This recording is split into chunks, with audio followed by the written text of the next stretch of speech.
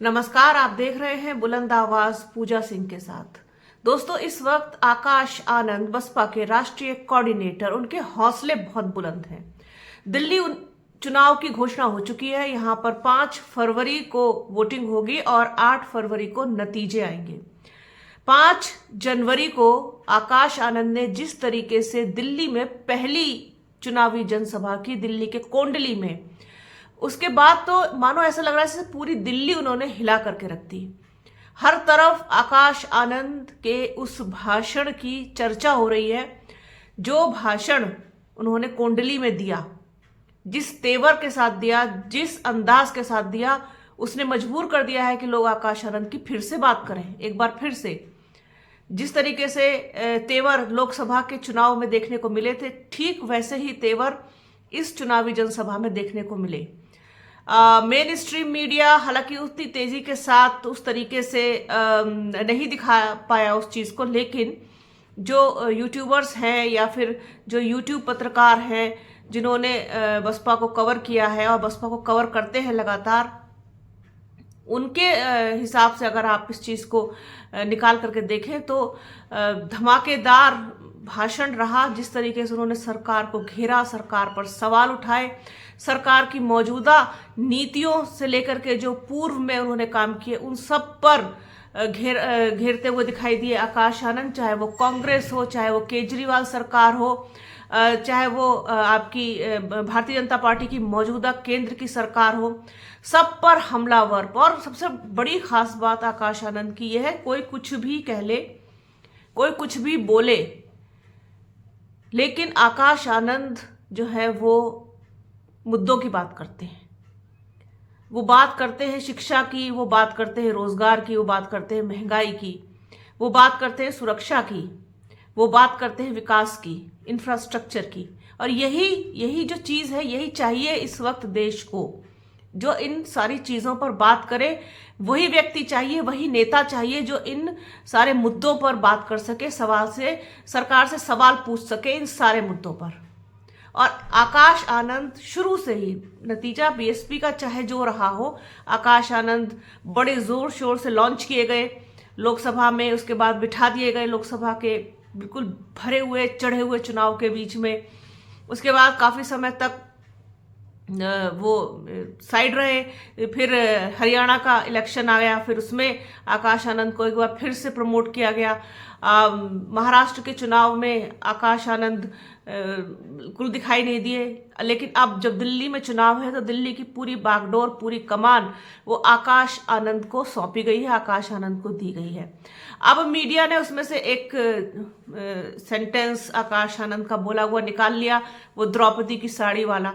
अब मिसाल के तौर पर उन्होंने कह दिया उस चीज को। अब इसको इस चीज से कह करके भी कवर अप नहीं किया जा सकता कि इससे पहले मान्यवर कांशीराम साहब ने भी एक ऐसा उदाहरण दिया था। मैं समझती हूं कि इस तरीके के किसी भी बयान से, किसी भी तरीके के विवाद से आकाश आनंद को फिलहाल बचना चाहिए, क्योंकि बसपा को उनकी जरूरत है। सबसे बड़ी चीज तो यह है, अगर बसपा सुप्रीमो मायावती को कहीं फिर से गुस्सा आया और उनका मूड खराब हुआ तो कोई ऐसा ना हो कि दिल्ली के चुनाव में भी उनको साइड कर दिया जाए। तो आकाश आनंद को फिलहाल परहेज करना चाहिए। ऐसे किसी भी तरीके के कोई भी जो हिस्टोरिकल कैरेक्टर कह लीजिए या माइथोलॉजिकल कैरेक्टर कह लीजिए, उन पर कोई बयान देने से या उन पर कोई टिप्पणी करने से या उनका एग्जाम्पल देने से बचना चाहिए।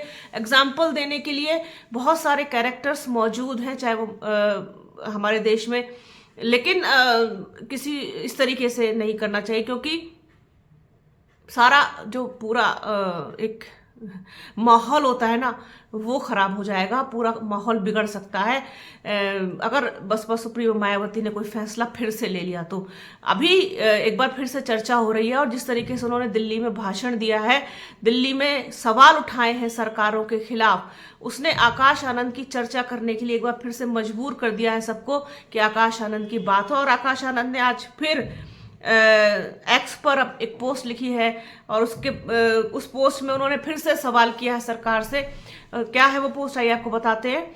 हमें शीश महल और ताजमहल नहीं, रोजगार चाहिए। देखिए, मैंने अभी आपसे कहा जिस तरीके से कि वो रोजगार की बात करते हैं आकाश आनंद, तो यहाँ पर भी उन्होंने लिखा है कि हमें रोजगार चाहिए। आम आदमी पार्टी और भाजपा दिल्ली के लोगों को शीश महल और ताजमहल में फंसाए है और असली मुद्दों पर जवाब देने पर चुप है। आश्चर्यजनक है कि दिल्ली में 15 साल तक सरकार में रही कांग्रेस पार्टी के नेता भाजपा के सामने सरेंडर करके थाईलैंड चले गए हैं।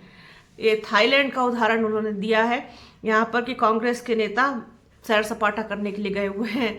तो ये आज फिर उन्होंने अपने एक्स पर लिखा। इस तरीके से लगातार हमलावर हैं आकाश आनंद सरकार के ऊपर, केजरीवाल सरकार के ऊपर, भाजपा की सरकार के ऊपर, कांग्रेस पर तमाम सवाल वो पूछ रहे हैं। और उन्होंने जो भाषण दिया उस दिन, उसके बाद से ऐसा लगा कि जैसे पूरी दिल्ली के कान के पर्दे फट गए हों। इस तरीके का भाषण था। एक खलबली सी मच गई केजरीवाल आम आदमी पार्टी के खेमे में, एक खलबली सी मच गई कांग्रेस में, एक हलचल सी पैदा हो गई भारतीय जनता पार्टी में कि आखिरकार ये हुआ क्या। ये क्या होता है बसपा में कि अचानक से करंट दौड़ पड़ता है और उस करंट का नाम है, उस असली करंट का नाम है आकाश आनंद। आकाश आनंद वो करंट है जो मतलब एक कहते हैं ना कि जब इंसान की जो स्थिति कभी कभी इतनी विकट हो जाती है कि उसको वो झटके दिए जाते हैं सांस को वापस लेकर के आने के लिए ना, ऐसे से प्रेस करके पंप टाइप का। तो वो जो करंट होता है ना, वो जीवन देने के लिए होता है। तो उसी तरीके से ये जो आकाश आनंद के भाषण रूपी करंट है, ये बसपा को जीवन देने के लिए ही है। ऐसा मैं मानती हूँ। जरूरी नहीं है कि मेरी बात से हर व्यक्ति सहमत हो, लेकिन मैं अपना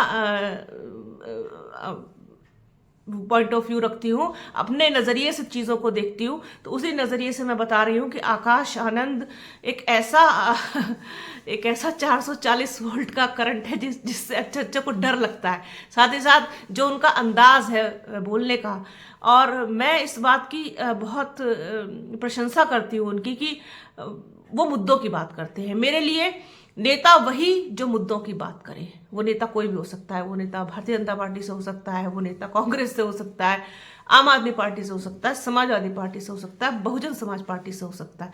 लेकिन फिलहाल वर्तमान समय में कोई नेता एक राहुल गांधी के अलावा मुझे नहीं दिखाई देता कि कोई मुद्दों की बात करता हो। जो केजरीवाल सरकार के वादे होते हैं वो कितने हवाई होते हैं, वो सिर्फ चुनाव के समय ही दिखाई देते हैं। और ऐसे वादे वो लेकर के आते हैं जिस पर जनता जो है वो भरोसा ना करे तो क्या करे।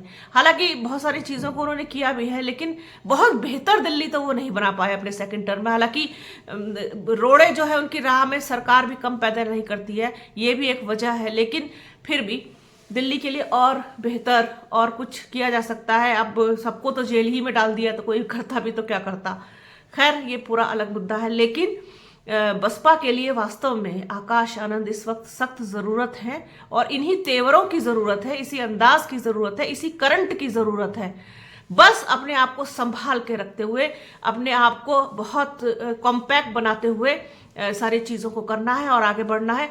तो फिर बसपा डेफिनेटली हम उम्मीद कर सकते हैं कि अच्छा करेगी। तो ये था आज की बात। जब एक्स पर उनका ट्वीट आया तब से मुझे लग रहा था कि इस पर बात करनी चाहिए कि दिल्ली जो है वो हिली हुई है 5 जनवरी के बाद से। आकाश आनंद ने इतना जोर का करंट लगा के जो झटका दिया है, उसके बाद तो लोग सोचने को मजबूर हो गए हैं कि आकाश आनंद को हल्के में लेना बेवकूफ़ी होगी। तो ये थी पूरी बात। हालांकि बसपा दिल्ली में अच्छा करे, बेहतर करे, ये उसके लिए प्लस पॉइंट ही होगा। कोई बहुत करिश्मे की उम्मीद हम वहाँ नहीं करते, लेकिन फिर भी 2-3-4 सीटें अगर बसपा को मिलती हैं, बेहतर करती है, कुछ सीटों पर नंबर 2 पर रहती है, तो ये उसके लिए बहुत बहुत अच्छा पॉजिटिव रिजल्ट होगा, जो आने वाले तमाम राज्यों के चुनाव में उसको मदद करेगा। तो ये थी पूरी बात। सोचा अपने दर्शकों के साथ इसको शेयर किया जाए। तो बने रहिए हमारे चैनल के साथ।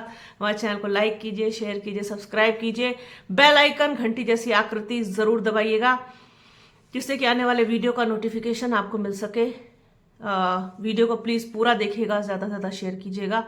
अपना और अपनों का बहुत ख्याल रखिए। जल्द मिलूंगी आपसे एक नए वीडियो में, एक नए मुद्दे के साथ, एक नई चर्चा में। तब तक के लिए जय हिंद।